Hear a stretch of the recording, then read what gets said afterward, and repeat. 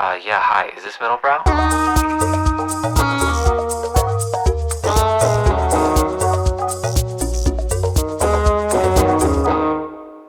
What's up, everyone? Welcome to the Middlebrow Podcast. I'm one of your co-hosts, Brian Park. I'm Dan Rosen. And this is a special edition of Middlebrow. We're LA maxing. Yeah, so listeners, if you kind of sense the more laconic, chilled out vibes of this episode. Any sort of highbrow intellectualism, it's gone. Okay, we're totally brain dead. We're talking about our diets, our peptide stacks. We're looks maxing out here. Where we're going to work out today. I'm loving it. And if you're watching on YouTube, we are in a beautiful space thanks to Neutra VDL. Yeah, and shout out to Noam Saragasti. You want to tell us a little about this space, Dan? I mean, it's on the Silver Lake Reservoir. Okay. It's a beautiful mid-century modern home designed by Neutra, who's one of the most legendary Los Angeles architects. For any event you want to host, if you want to do a photo shoot, hit him up. Look at this. This is where when Don Draper went by Coastal, he lived here. You know? That's the kind of vibe. As soon as we stepped foot in this house, it was the horniest I've ever seen Dan. Yeah, full mast, touching all the furniture. Oh, it is beautiful. It is beautiful. Yeah. So you've been in LA for a bit. Yeah. I flew in yesterday. Mm-hmm. Do you feel changed? Against my will. It's crazy. But you went to school here. You're returning to your home. You should be used to this. Yeah. For me, I'm just like purebred New York. Maybe it's the internal strife in me. Mm-hmm. Like deep down, I know this is where I belong. Yeah. Like I need to. And you're faking it in New York. I'm absolutely faking it. Have you noticed? I'm not anxious right now. No. I'm just chill. Dan asked, what are we going to talk about? I said, who gives a fuck? Let's just vibe. We're just vibing. And we have a great guest to vibe with today. Yeah. Let's bring him on. Listeners, your guest this week is a filmmaker and artist. Give it up for Andrew Thomas Huang. Hey guys, thanks for having me. I'm a huge fan of the podcast, so it's an honor to be here. That's so kind. Wow. And you've actually done stuff here at the Neutra. Yeah. My friend Eric Benjamin created an amazing show here where we put artwork kind of interacting with all the built-in elements of the house. So yeah, I showed some drawings here. Is that just what every social interaction in LA is like? Yeah. So like this person, John Hamm was actually doing a shoot here the other day. I think the prop dresser for that shoot. That's literally what it's like. Yeah, it's like naming some crew or something you shot, or I don't know. Yeah. That's fun. And then you just compete. Yeah, exactly. We went up on our she was references. The grip. Yeah, right, exactly. On the Leaky Lee music video, yeah. Yeah, that's very accurate. Yeah. Speaking of Leaky Lee, you're playing tennis. Oh, I'm on excited. The hallowed grounds where Leaky Lee takes her tennis lessons. I'm excited. Yeah, I think we can actually see ridiculous. It. That's why I guess I was in my mind. I do feel like LA is very much more than New York. You just know that there's incredible stuff happening, like just out of reach. And it'll be like behind a bush behind the McDonald's, or around the corner from the strip mall. There'll be something really profound happening, but you wouldn't know. Yeah, you wouldn't know. You're not getting invited. Whenever people ask me about like what LA is like or what's cool about LA, I think of the Mulholland Drive scene where they like go behind the dumpster and like the scary homeless guys. It's like that. It's like it's sunny, it's beautiful out, and there's you go behind a dumpster. Yeah, there's like horror. Yeah, like right. Yeah, pure cosmic evil. Yeah, cosmic. Yeah, terror and beauty at the same time. Yeah. How long have you lived here for a while? Yeah, I'm from here. I'm from Southern California. I grew up in Palos Verdes, and I live in Culver City. Do you still experience FOMO? I've been thinking about this a lot, actually. It's February. There's like Lunar New Year. There's so much going on this month. Is that just me? There's just a lot socially happening, and I've been making more of an effort. But and freeze stuff, I guess. We're here during freeze, so there's a lot of there's a freeze and Ramadan, and I just feel like so you got FOMO because of Ramadan. Yeah, I mean, I just think there's Lent. There's just a lot going on. And are you Lenting or are you Ramadaning? What are you sacrificing for either? This is where I'm having trouble. I mean, no, what I'm saying you want to pick. So you're seeing people with the charcoal, the ash on their forehead, and you're like, fuck. Yeah. I'm thinking about the joy of missing out. The joy. I've been really feeling JOMO lately. I'm kind of just tired. So you want to miss out. I think that's why people live in LA. So have you been going to these Lunar New Year events, or have you been JOMOing these Lunar New Year? And I'm- you know the ones I'm talking, because I Yes. go on my Instagram and I'm like, what? There's been is like a this? Lunar New Year event like every single day for the past like 2 weeks. The Asian Illuminati is working overtime right. Yes. in LA. It's just an excuse. Is it just an excuse for the Asian community to just like go crazy? It's I mean, everyone's China maxing big time. Yeah, that I I've was just in Culver City where they had their first like ever Lunar New Year thing, and it was just like they had like Chinese opera performers, line dance. There's like line dancing every day. Yeah. I was just in it's called Shilai Temple in San Gabriel Valley. They have like a huge San Gabriel Valley celebrate. You know, it's cool. Cool. I like seeing it. And was the but- event sponsored by Hennessy? yeah, it was. Yeah, it was a big to do. And were there a lot of like the most annoying white people there? Like yeah. just being like, please, when they take over, you guys will vouch for us, right? yeah. No, it was giving. It's. I love Eileen Gu. She's yes, I support. Yeah, exactly. She should go wherever she wants. Yeah, Crazy Rich Asians. I love it. Yeah.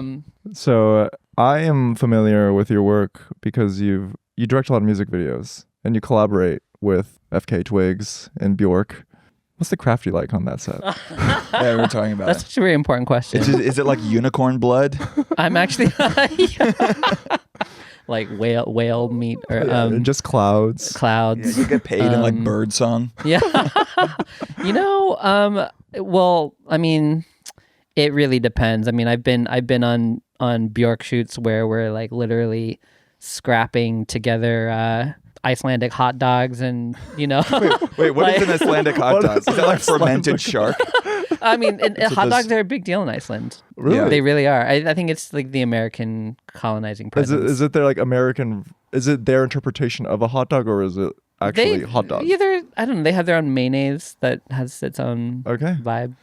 Does Bjork know that like the most basic Americans on Earth have all decided to honeymoon in her homeland? Is she like cognizant that like she's- the Aura Ring sect of Americans have just descended upon Iceland and Yeah, I think all Icelanders are highly aware of how annoying we are, and we were there in the 40s, and we, you know, continue to be a nuisance. yeah. Yeah. So the visual language of your work, it makes sense that you would collaborate with what I would categorize as mystical, ethereal artists. Is there a mutual appreciation and understanding, or do you still have to like meet them for coffee and pitch to them? You know, when I first started doing music videos, yeah, it was more like pitching against other directors. So when and- you go to pitch to someone like Bjork, what kind of mental like mindset are you going Yeah. Well, into we the actually- meeting with we you? actually- You're not just- bringing like a Google presentation, I feel like. I mean, she and I just keep an active thread where we just Okay. send each other Oh, like sick. Okay. cool shit we're into. Nice. Silly, dumb, you know, like even dumb meme stuff. Like we do keep an open channel, and so I think some of the conversations just evolve out of just being just like how you are with many of your close friends, where you just have an open. But I'm sure it's a little bit nerve-wracking in the early aughts of that. I'm this way when I finally have gone text with like a friend that I wanted to befriend. I'm like, God, I'm overthinking memes. Like, yeah. I don't. I would say I definitely felt that certainly with a lot of other musicians. Yeah. You know, I think every time you're getting to know a new musician, it's like, yeah, you want them to think you're cool, and Yeah. you want them, but you know what You're it like is? spending 2 hours doing research to find the right meme. Like, she will like this. Billie Eilish will love this I know. meme. I mean, I think what you're trying to do is just garner trust. I mean, I think I've been lucky at this point where I guess have enough of my own stamp where people know what they're in for if they want to approach me for a project. So Was music video something always on your radar? Because you began as kind of a visual artist. yeah, I went to art school. I studied drawing and painting. I grew up on MTV. Yeah. Like I was lucky to have an older sister who's like 3 or 4 years older than me. So like she watched MTV and I just absorbed. Like, what were you watching on MTV? What stuck with you? You know, the first thing I think about is No Doubt, and the Hype Williams video that he did, Ex-Girlfriend. Yeah. That video for some reason like sticks out in my mind, or just even the early Missy Elliott videos, or like Tool videos. You know, like Yeah.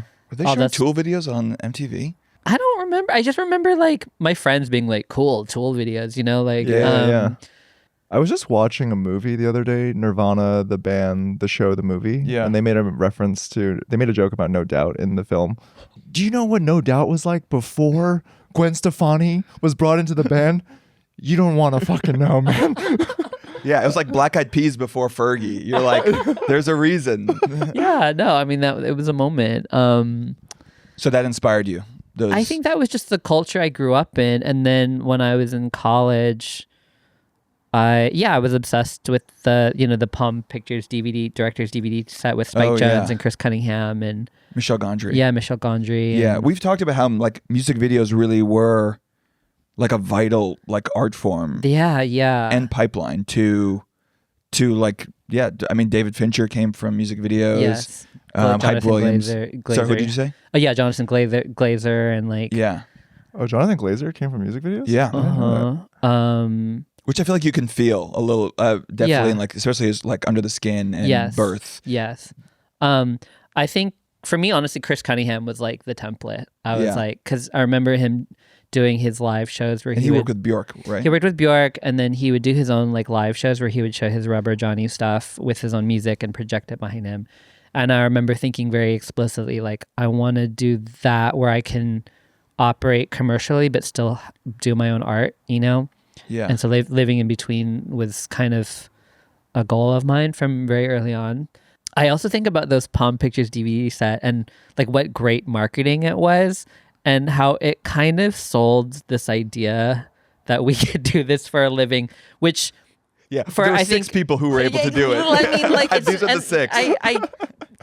I gotta say, like, I feel very lucky to have gotten in when I did, but increasingly when people ask me about doing this as a viable career, it's getting harder. It's gotten harder every single year. Especially music video. I mean, do you ever talk to like Bjork or FK Twigs about like what the budgets were in the 90s for music videos? They were like insane.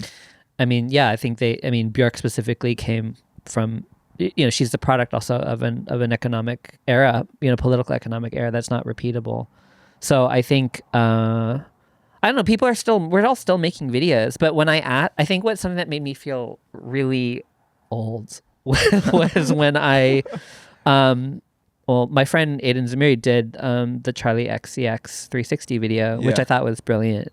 And I was hanging out with a bunch of young, like, Gen Z kids. Yeah, the he young. did the movie too, right? Yeah, he did the movie. He's one of the, he's a creative director. Like, what's? Yeah, he's a director and does creative direction and photography and he did the Billie Eilish video where she's like on the chair too. I believe so. And he's very young. Yeah, he's also young. young. But yeah, I was talking to a bunch of like early 20-year-olds and I said, "Oh yeah, did you see the video for 360?" And they were like, "What?" Yeah. And I was like, "Oh no, are you guys not watching videos?" Like.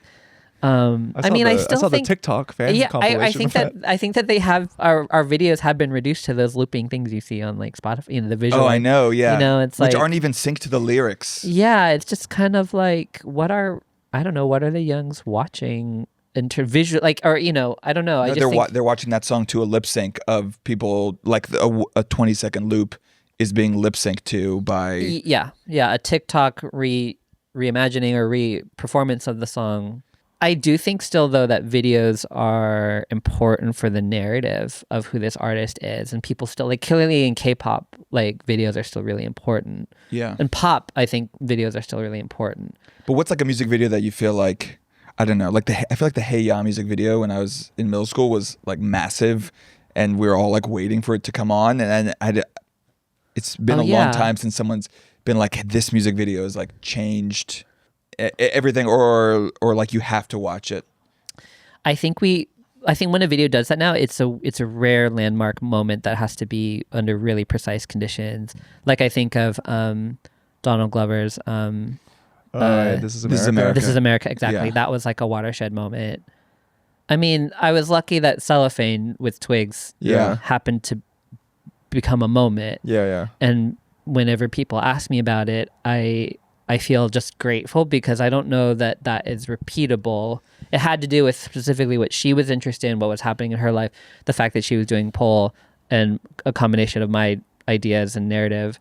And, it has to be with, it's so dependent on the where we are in the moment culturally and what the artist happens to be doing and who they are. Yeah.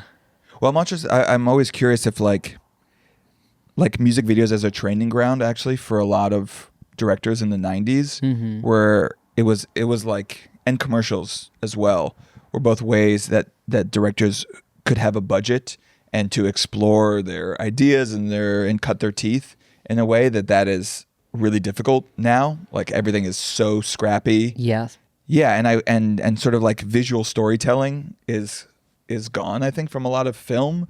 And I do wonder if there was like a relationship that we actually like would train directors in these like very, how do you come up with something that's so visually striking and compelling, or Spike Jonze doing like a backwards music video, Michel Gondry doing, a more tactile, analog thing, and has that lost to just like some cookie cutter Netflix aesthetic? It's funny. I guess you made me think about like the YouTube era of like video creating, like in the 2010s, because we had like some really brilliant like YouTube creators that would do like Gondry level work in their like front of their garage in Orange County. Like I guess Casey Neistat is sort of like. Yeah, I think what made that era so unique is the money. It's the money. Like there's a certain point at which you just need the money to give something a certain gloss, and also the star power for it to be a cultural moment. You can have like everyday visual brilliance. Everyday visual brilliance happens on TikTok, like on a daily, hourly. But we just don't see it. And we're just stuck in the foaming of culture where someone can have like 25 million followers on TikTok. They do some amazing like video gag, but it only stays within their sphere of influence, and we miss it. I think about this a lot when it comes to celebrity culture, just like what that's become. Star culture, HBO is famous for, kind of like, I think of Euphoria and what that did for that specific young cast. Yeah. But we don't have, correct me if I'm wrong, but cultivating young stars these days, even if you have like an influencer on Instagram or TikTok that has millions of followers, unless they have like institutional backing, like actual capital behind them, like HBO, to put them on the mantle and to be like, unless that's the only thing that can give them turn them into a household name. Yeah, that's my theory, but maybe I'm wrong. But even that household name thing is like close to gone. Yes, like I don't know if Euphoria is even recreatable now, because you see the opposite. You see Amy Poehler coming into podcasts.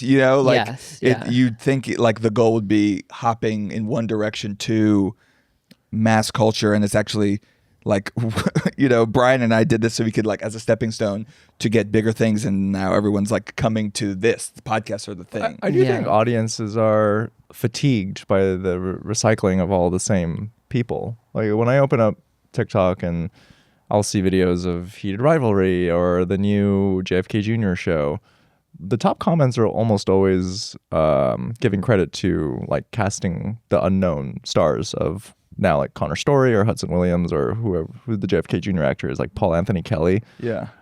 That's in the conversation. This is why we need to cast unknown people. Yeah, Marty Supreme, the because it feels fresh.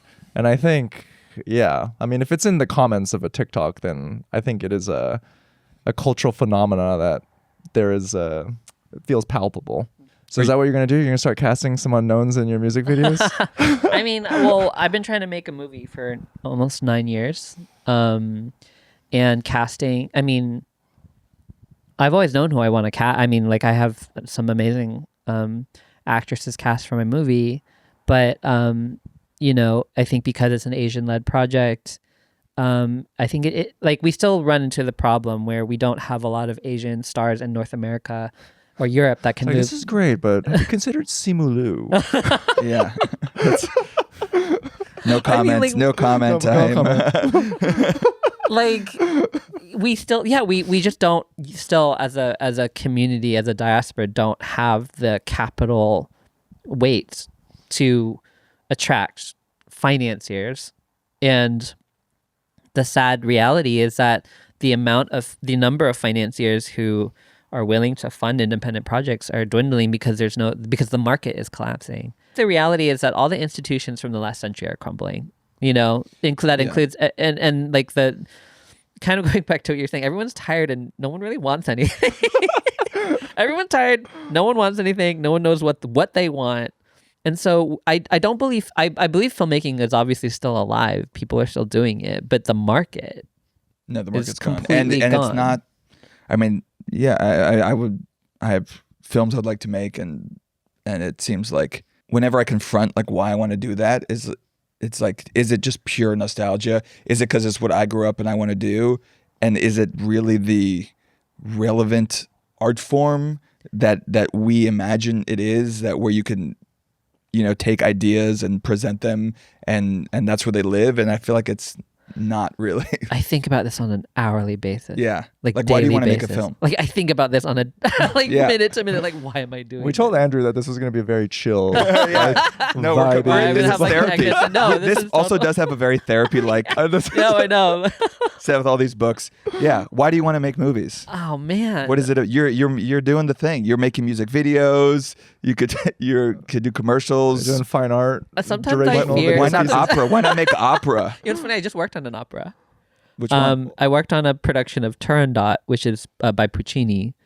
Whoa. It was directed by this Chinese American woman named Anne Yi, and it was at the Sydney Opera House. I did some like video projection For, like, for the background. Oh, That is amazing. But I mean, they're asking the same question: why opera? What is opera now? And it's set in China, written by Puccini. yeah. It's kind of famous for its Orientalist visuals and themes.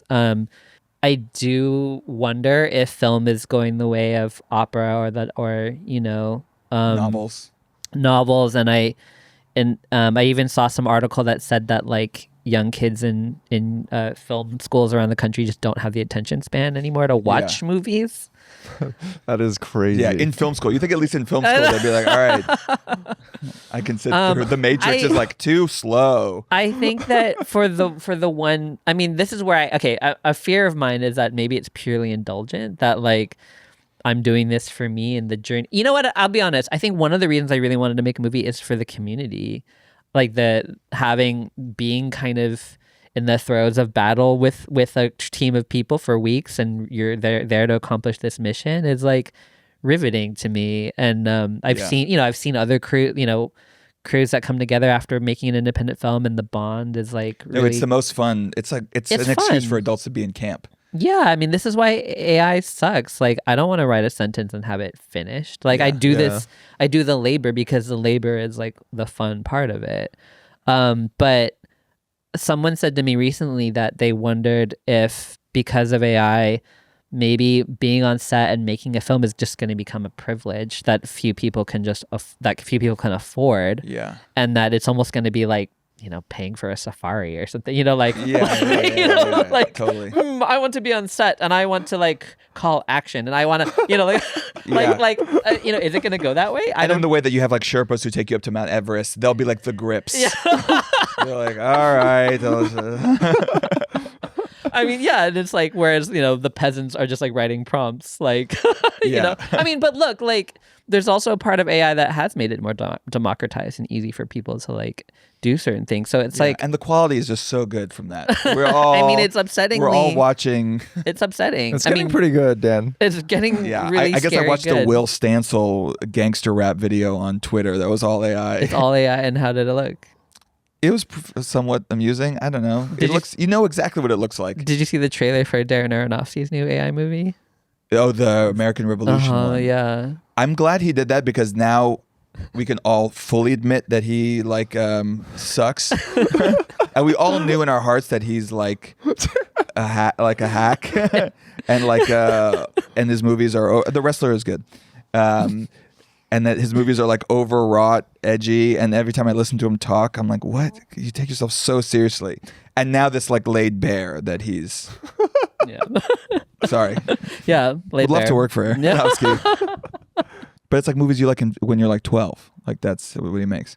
I mean, the honest answer is that, like, in order for me to work on something for this many years, I had to find something that I would fight this hard for. And the movie I'm trying to make is inspired by my mom, and it's inspired by her life and my family's story. So like, that is something I will spend the rest of my life like trying to make. I will die trying to make it. I mean, people wrote novels and not with the expectation that anyone would read them. Yeah, it was just like something you had to get out of you. I guess for me and my family, and I every time I am in the throes of making something, I come out on the other side feeling different.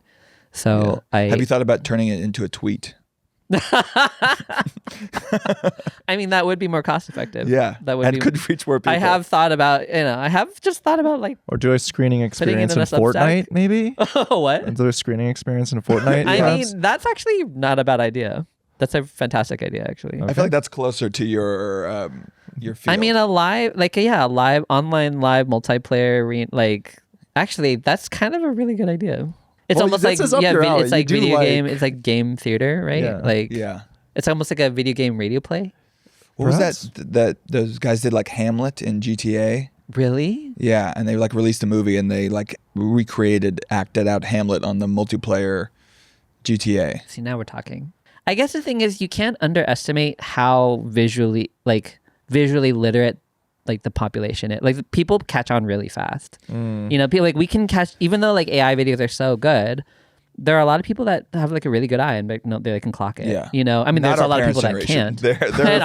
Our parents are cooked. It's over. Our parents are cooked. But and I think that you can't underestimate how good we adapt to the new technology and the new the way things move and the way things look. We can even the way things are lit, and I think we just naturally start making work that defies it. Yeah. So you were really into the Muppets. Oh yeah, as a kid. Totally. What about it? For me, I think as a kid, it's like totally psychedelic. They're like shaking around, their hair is moving, it's colorful, it's weird, and then these adults are talking to them like they're completely normal. Yeah. And I think the dad jokes, like the 70s. Yeah. The quality of the comedy from the 70s and But as a kid, are you appreciating it for the same reasons? You're like, there's something anachronistic about it. I think as a kid, I'm just, well, I think for me, I think I was a closeted theater kid. Okay. And I think being shy, queer, and I never wanted to be in front of a camera or on screen. Okay. So puppetry was like a way in. Yeah. But it was acceptable. Yeah, but also I loved the Dark Crystal and Labyrinth and all the animatronics. It's crazy, it's wild. Those are very tactile or I'm thinking about the makeup in The Thing, and really, and you have gone almost the complete other direction, which is the most, you I feel like you adopted 3D technologies. I think that's been a matter of function, digital tools are just what are available to us, but I try and work in practical stuff all the time when I work, and honestly, I'm allergic to sitting at the computer now. I'm at a point where I try not to do visual effects heavy stuff because I just because you kind of create your own prison. Yeah, you do. I feel like everyone who does digital work, you enter this kind of mouth breathing trance where you're yeah. I know. Staying up till 4 a.m., getting this dopamine hit every time you're render. The artist used to be Jackson Pollock, just in a studio, and now it's you're on Blender, I'm gonna make this CG monster with hair, and I'm gonna make it and you get in the zone. I mean, look, it's I still admire the artistry of it is something I still think is very important, and I do think digital artists and visual effects artists, especially in the movie industry, are grossly mistreated and underpaid.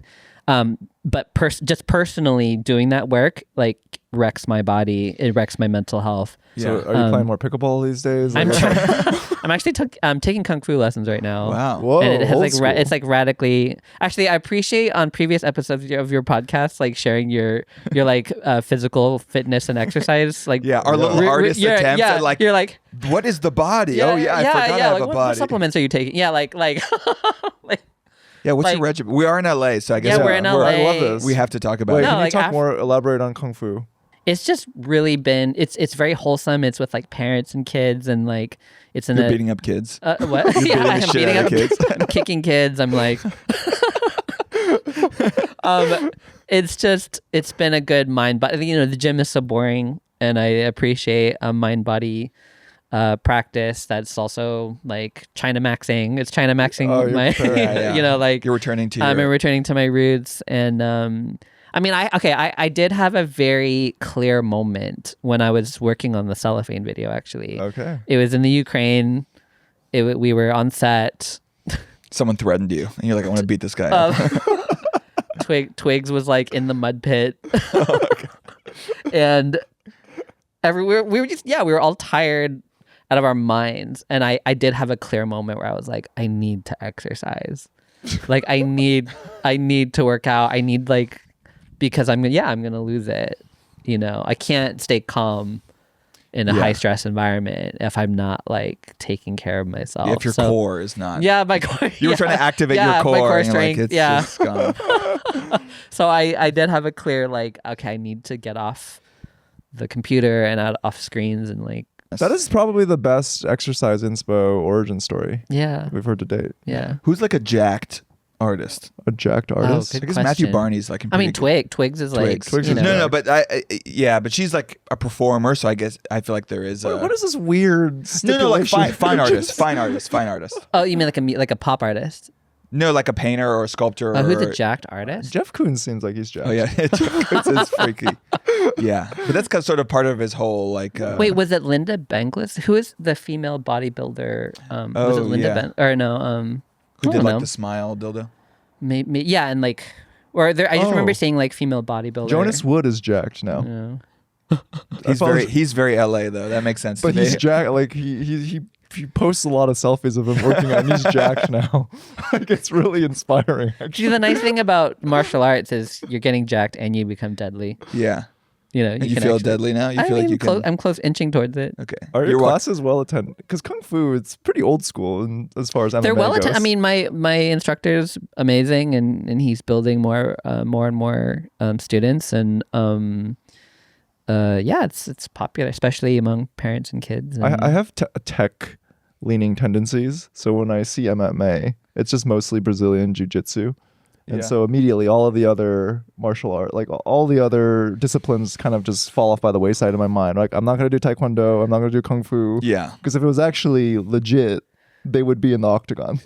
Well, it depends. Is your goal to just like rip someone's pelvis out, or is it actually to create some sort of like spiritual body holistic? We've already That could be established a that I spiritual don't act, enjoy ripping the someone's I don't pelvis. enjoy the That's process. true. That's true. kind of like in Indiana Jones Temple of Doom, like ripping out the heart. Yeah. You know, like, I always wanted to do that. yeah. Yeah. That movie doesn't hold up too well. No, it doesn't. Short round is fun. Wait, Andrew, so we ran into each other somewhat recently in New York because you were showing a video piece of yours. Yeah, Sorry, the Deer of Nine Colors. The Yeah. Deer of Nine Colors, which screened at the Thailand Biennale. Mm-hmm. Beautiful piece. Thank you.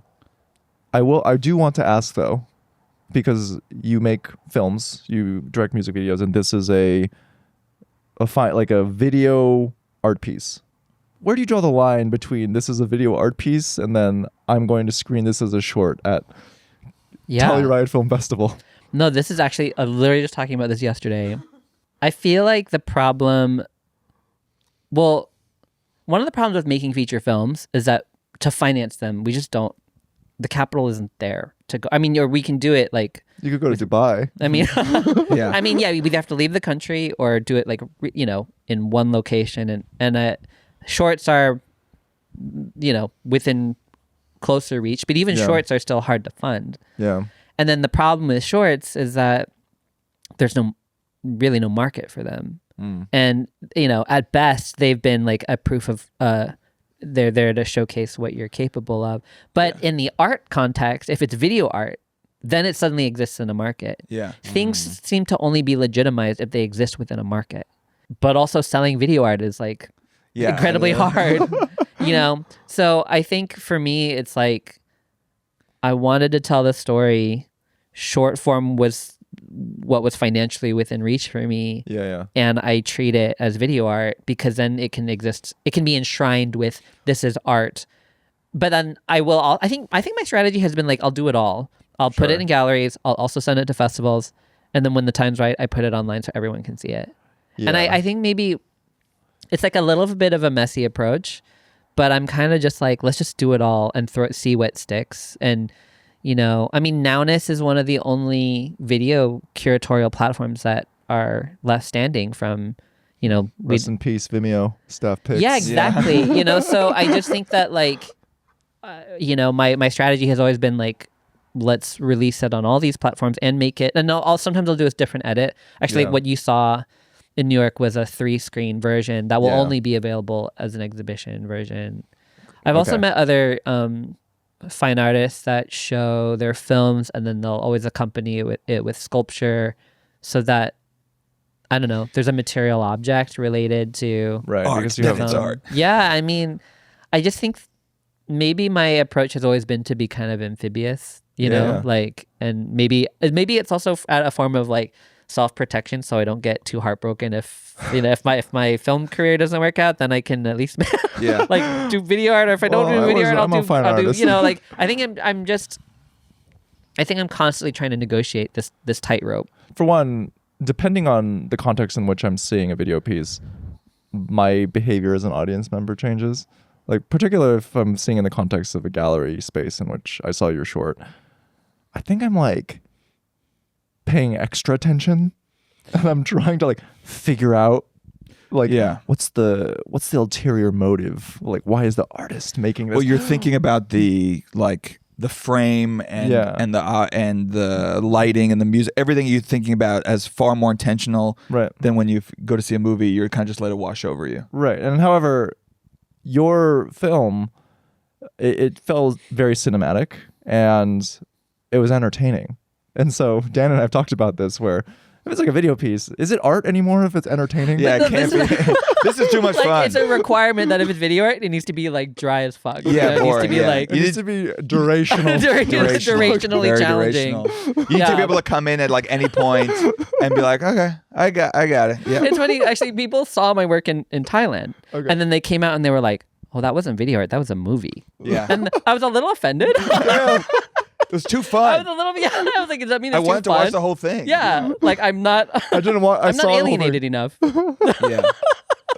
But like, I mean, we talked about the clock, the Christian Mark Clay's video art piece, and that is close to like, it's kind of pretty riveting and entertaining, and it's like I'm not bored. I need to be a little bit bored. Yeah, a little bit more for it to classify as like, and also like it needs to be like abrasive, something abrasive. Yeah.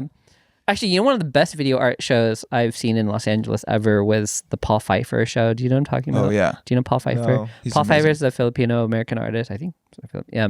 But he did this amazing...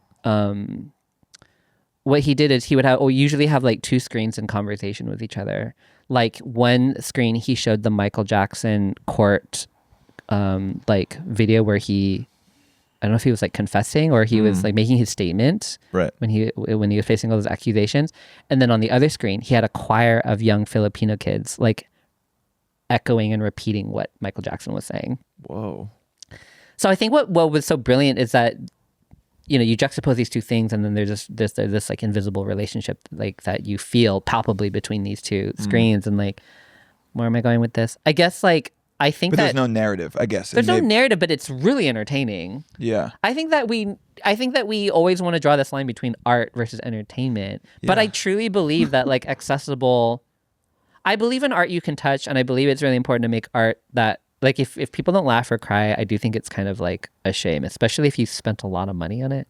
Like I think that's what it is. I think that in the 2010s I was trying to do a lot of like new media video art, and eventually I got really fed up because I was like, the audience that this is for is so privileged and so insular. And you were just mouth breathing a lot. Yeah, I was just mouth breathing. I'm mouth breathing till 4 a.m. trying to make stuff for like art collectors, and I'm like, I'd rather do this for my family or anything. That's what makes me honestly a film director, is that I want to make work that reaches people and communicates. And I don't think these things have to be mutually exclusive. I think you can make work that is elevated and works in an art context and can actually like entertain people. I hate, the dichotomy I think is really silly. I mean, that is the tough thing about any sort of like extremely political or urgent or kind of maybe revolutionary artwork, is that the market for that is still going to be among the most privileged people on earth, both who are seeing it, who are buying it. And it's that, I mean, maybe that's always been the case, but now it seems like there's so much like really urgent political work that I see. And I'm like, well, this is a gallery that's like visited by like everyone here went to a top 40. You got a BA or like is extremely privileged just to even like have the awareness that this exists.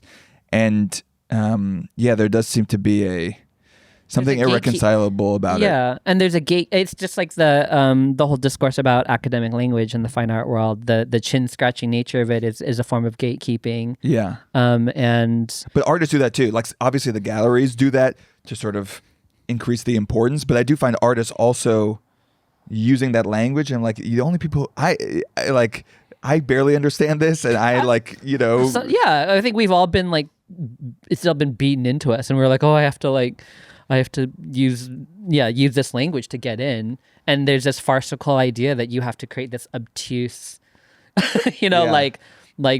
baffling kind of mysterious language of, form of communication, both in the work and about the work, to enshrine it in this mystique, to give it like market value, which I think is a huge sham. Like, to me, the most powerful artwork is something that a kid or a grandparent could be like, that's powerful, I just think, I believe in accessibility, I guess, in that way. My friend told me this crazy story where he met Henry Taylor at the Whitney, and he like looked up to him as this almost like a figure. He's not a real person. And so he's like, I introduced myself as an artist. I'm like, oh, I'm so great to meet you. And he was like looking at these works, and when he would stand in front of a work, he would just be locked in. And then in between, he would just have small talk with my friend. But instead, it was just like the most profane, like horny, like conversation where he's like, so you fucking out there? Like, you fucking and then would stop in front of an artwork and then just like lock into artist mode. Go back. Yeah. That's what we need more of, Just speaking out of the gutter. Yeah. Wait, so when you presented, you said that you presented your work in Thailand, and people came up to you and were like, this shit ain't art. Well, they just said, no, that's a movie. And I don't know, they're like, it's a movie. And I was like, yeah. But then we saw, did you see Resurrection? I did. The Begun movie, yeah. Yeah, and I would say like, what are your thoughts? Like, you want to say you got opinions. I gotta be careful. But I'm when saying I say that could be also in a gallery. It could. It could have been. You hated it. You hated it, Bro. No. We talked about it on our Patreon episode. It was like, that very well could be in a gallery. Yes. What did you don't want to give your opinions? This is the most LA mode that Andrew has been on this podcast. Stop Asian hate. We're stopping Asian hate on this podcast. No comment. Wow. I thought it was beautiful. Okay, all right. And we'll cut it out. Did you see it? Wait, did you see it yet? We saw it together. Yeah. The coolest scene I thought was they're like in that like dilapidated temple in the snow. Yes. That was a cool scene. Yeah. I love Kylie Blues, his first movie. I haven't seen that. I want to see. Yeah. So that's the one. I like that one. I have to see the rest. Yeah. But I bring that up only in that like there's a certain level of, like whatever Godard's late movies, like where it becomes so inaccessible and depth and that you're like, well, but this is actually art. It's okay. There's no narrative, and then it should be in a gallery somewhere. I have little patience these days. I don't watch a lot. Yeah. Where do you draw your inspiration from? Podcasts. I was gonna say stop it. That's a line too far. That's too accessible. Yeah. You look at armchair expert Dax Shepard and you're like, yeah, this is inspiring me to make art. I mean, I think I devour music voraciously. I just listen to so much music, and I don't even know. I just go on NTS radio, and that is like the actually end of NTS radio. Yeah, that is the end of my music discovery ambitions. Do you make playlists for people? Occasionally. For yourself? Yeah, I do. I don't know. Yeah, trying to get off my screen. Okay, so you're not mouth breathing in front of your screen anymore, and you're out doing kung fu. I mean, I still am in front of my screen all the time. Still, like, I feel like, you know what I really grieve? I feel like for most of us freelance or work self-employed artists, Our lives are reduced to digital admin. Yeah. Emails, Zooms, spreadsheets, Posting. pitching. But I've heard that happens to all, like, you know, a lot of scientists will talk about how the grant application process is like a third of their time. And so then now we're like, I'm sure it's the same in the art world, where we're awarding people who are like the best at doing the homework, which is very different than people who are like the most exciting, the most maybe disgruntled, actually, who might be more interesting but aren't good at like formatting properly grants. And is that leading to kind of a very predictable, safe, scientific research art making? Yeah. If anyone works at Anthropic, let's have a chat. Yeah. I mean, this is a perfect way to plug in Claudebot. Yeah. Just an agent to do this all for That's us. true. That's a great use. Yeah, we're all basically forced to to basically run our own businesses and all that, the admin that comes with it. And it's often no one to teach you how to do that. I feel like I would make an amazing project manager now. Just because it's just emails and sending Google links. I hope this finds you. Yeah. I hope this finds you well. Timing. Oh, dude, I've gotten really into scheduling emails now, which is like, that's what's exciting to me. I Scheduling. know. And then I know that Google is like reading all of our emails now, but the AI responses are kind of helpful sometimes. yeah. Sometimes I'm like, thank God this I filled this out for me. I think that's the dream. That actually it's just AI writing and then AI responding, and then we can be free. Yeah. Like, have you heard Zizek talks about how he like the dream of like putting like a dildo inside a fleshlight and you put it to the side, and then you and the person and your date can actually like have a real moment. And so that's what I feel like is the future.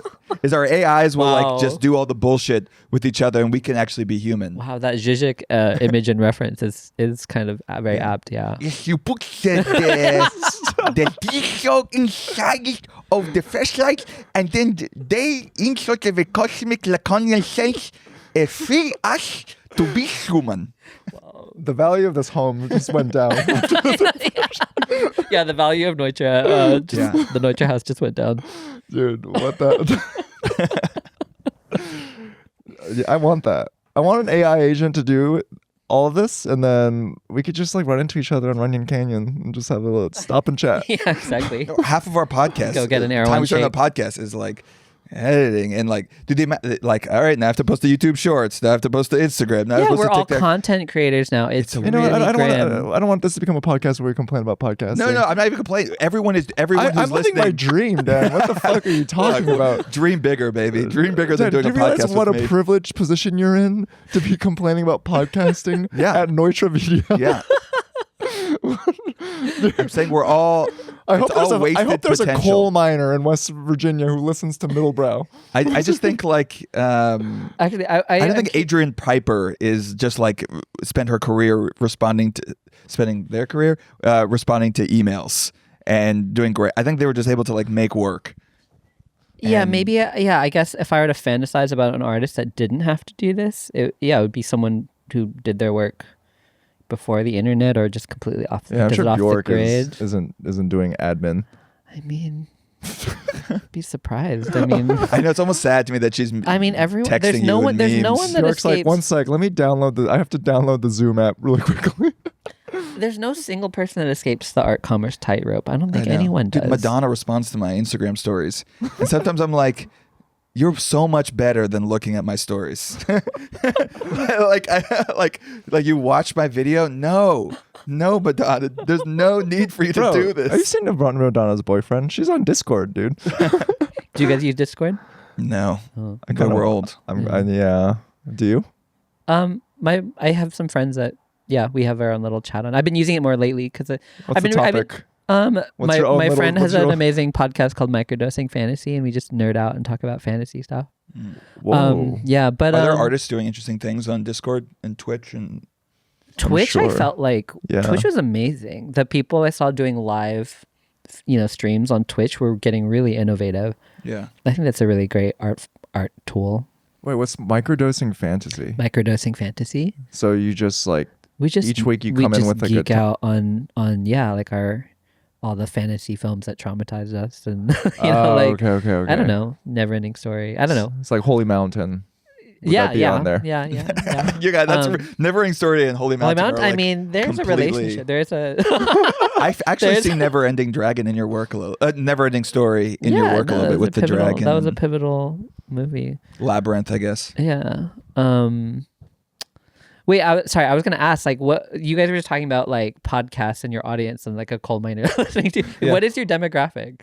What do you think our demographic is? I mean, I think your summary on Instagram, like I forgot. I can't repeat what your summary of your podcast, but it's kind of perfect. Yeah, I think a lot of creative directors, a lot of people who spend a lot of their time on admin.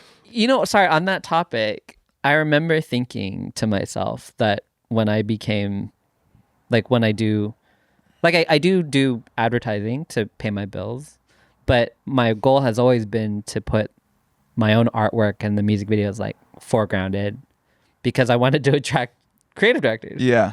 I wanted to attract, like. Well, it's a good thing you live in LA, which seems like every single person that's their profession. I mean, I just, we're all like, frustrated and stuck in corporate shackles and like want to do cool shit. So I want to find the cool creative directors that are like, so hopefully if you're listening. Yeah, exactly. Bang, Andrew. Exactly. Yeah, Andrew's line. Andrew. He's ready. He'll do AI, Yeah, He'll do AI. Yeah. Who is our audience? I think, a lot of creative directors. I think people are interested in design. I think maybe some of the people, the Asians from Asian so fans in the from your Venn favorite diagram, podcast. the intersection. Yeah, I want a Venn diagram. I want a chart. So in the intersection, it's creative directors. And then on your side of things, we have like furniture and design people. And then on my side of things, it's like Asian Americans with a lot of stick and poke tattoos. Yeah. Yeah, I think that kind of summates our audience. Yeah, a lot of people who subscribe to the New Yorker but don't read it. I feel like that's Big shout out to Melbourne. Yeah, Melbourne. Sydney, not as Bondi, not as much, but Melbourne. Yeah. They're represented heavy. Yeah. Yeah. Oh, powerful demographic. But let us know, I guess, in the comments who you are. Because maybe we've completely No, I think there's a lot of surprises, to be honest. I have some people DMing me. They're like, they work in corporate law. Oh, wow. Yeah, a lot of white collar jobs too. I feel like this is how they feel like they're connected to the Yeah. arts. I think this is why I like asking this, is because we as people that make things it's like this message in a bottle. You put it on the internet, and then you get the weirdest responses. Yeah, back. you have no idea. I mean, also the algorithm, like we do post a lot of clips, and so we reach a huge amount of people that are outside of our circles. And maybe they come on and like, oh, sure, I'll listen to, like, honey, I'm listening to a queer Asian video artist who works with the Bjork. Yeah, And that's great. No, that's my audience. Yeah. Well, the Thai people from Thailand are big fans of yours, but now they're an op. I mean, making this was my introduction to working with working in a Thai context. I mean, the artists there are so talented, and making films out there is awesome. I want to do more of it. You know what it is? I think our audience is like the one alt person in an otherwise like broy, like a sheer t-shirt speaks to them, but they can't really share that. Yeah. I think you're doing important work. I think so. I think you're right. Yeah.